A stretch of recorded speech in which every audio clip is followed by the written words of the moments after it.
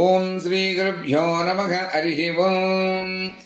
శ్రీ గురు దత్తాత్రేయాయ నమః. ఈ రెండవ రోజున మనం ఈ రెండో అధ్యాయంలో శ్రీగురుని యొక్క చరిత్రను తెలుసుకుంటున్నాం. అలా నామధారుడికి స్వప్నంలో దర్శనమిచ్చినటువంటి అభయమిచ్చినటువంటి భస్మోద్ధూడిత దేహుడు జటాధారి అయినటువంటి ఆ యోగి ఎవరో, ఎక్కడున్నాడో, ఎలాగైనా కూడా ఆయన్ని దర్శించి తీరాలనేటువంటి తీవ్ర ప్రయత్నంలో ఆ నామధారకుడు నలు దిశలా వెతుక్కుంటూ కూడా బయలుదేరాడు. ఎంతోసేపు వెతికాక ఒక బాటలో ఒక చెట్టు కింద ఒక యోగి పింగవుడు ధ్యానస్థులు కూర్చుని కనిపించారు అతనికి. ఆయన సాక్షాత్తు స్వప్నంలో అతనికి నామధారకుడికి దర్శనమిచ్చినటువంటి విధంగానే ఆ యోగీశ్వరులాగానే ఉండడం చూచి ఆశ్చర్యపోయాడు. నామధారకుడు అప్పుడు సాష్టాంగ నమస్కారం చేశాడు. ఓ యోగీశ్వర, మీరు నాకు స్వప్న దర్శనం ఇచ్చి అభయం ఇచ్చారు. నన్ను ఉద్ధరించడానికి ఇలా దర్శనం ఇచ్చినటువంటి మీరెవరు? మీ నివాసం ఎక్కడ అని అడిగితే, భక్తులను ఉద్ధరించడానికి శ్రీ గురు దత్తాత్రేయుడు శ్రీ నృసింహ సరస్వతి స్వామిగా అవతరించి గంధర్వపురంలో నివసించారు. ఆ శ్రీగురుని యొక్క శిష్యుడిని నేనే. నన్ను సిద్ధుడు అంటారు.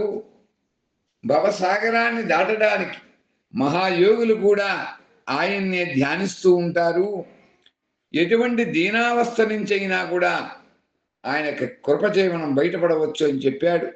ఒక అశ్వత్థ వృక్షం కింద కూర్చుని శ్రీగురుని యొక్క కథలు శిబిరం ప్రారంభం చేశాడు ఆ సిద్ధుడు. అందుకనే అంటాం మనం, మూలతో బ్రహ్మరూపాయ మధ్యతో విష్ణురూపిణే అగ్రత శివరూపాయ వృక్షరాజాయతే నమః అని. సర్వదేవతా స్వరూపినటువంటి అశ్వత్థ వృక్షం కింద ఈ కథను చెబుతున్నారు సిద్ధుడు నామధారకునికి.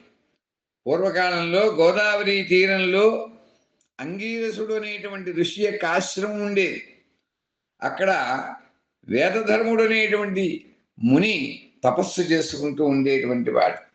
ఆయనకు చాలా మంది శిష్యులు ఉన్నారు. వారి గురుభక్తిని పరీక్షించడానికి ఆ మునీశ్వరుడు కాశీ వెళ్ళి కుష్ఠరోగిగా మారి శిష్యుల్ని సేవ చేయమన్నారు. శిష్యులందరిలో కూడా దీపకుడు అనేటువంటి వాడు మాత్రం అందుకు సిద్ధపడి ఆయన పెట్టేటువంటి సకల బాధల్ని కూడా సహిస్తూ మంచంలో పడి ఉన్నటువంటి గురువుని చిరకాలం భక్తితో శ్రద్ధతో సేవించాడు. అప్పుడు అతని యొక్క గురుభక్తికి మెచ్చి త్రిమూర్తులు ప్రత్యక్షమయ్యారు. వరాలిస్తామన్నా కూడా గురుభక్తి తప్ప అన్యమేమీ కూడా వద్దు, నాకు ఏమీ వలదు అని నిరాకరించాడు.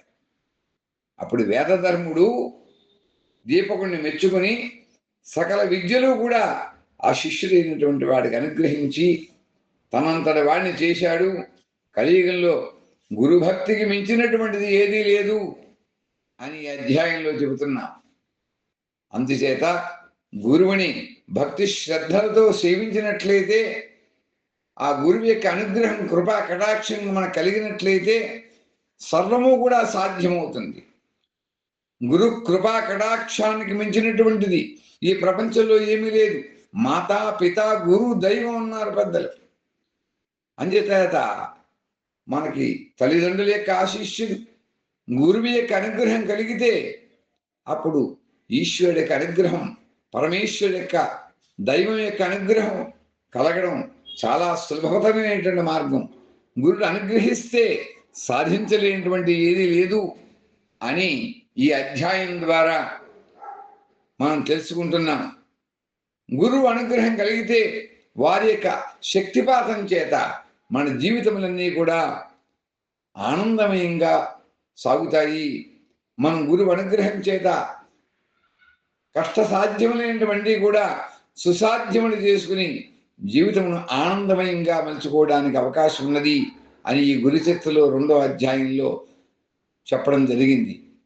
ఓం వసుదేవ సుతం దేవం కంసచానూరమర్ధనం దేవకీ పరమానందం కృష్ణం వందే జగద్గురు. నమో బ్రహ్మణ్యదేవాయ గోబ్రాహ్మణహితాయ చ జగద్ధితాయ కృష్ణాయ గోవిందాయ నమో నమః. ఓం శతమానం భవతి శతాయుః పురుషస్యేంద్రియ ఆయుష్యేవేంద్రియ ప్రతిష్టతి. సర్వం గురుచరణారవిందార్పితమస్తు. ఓం స్వస్తి, ఓం స్వస్తి, ఓం స్వస్తి.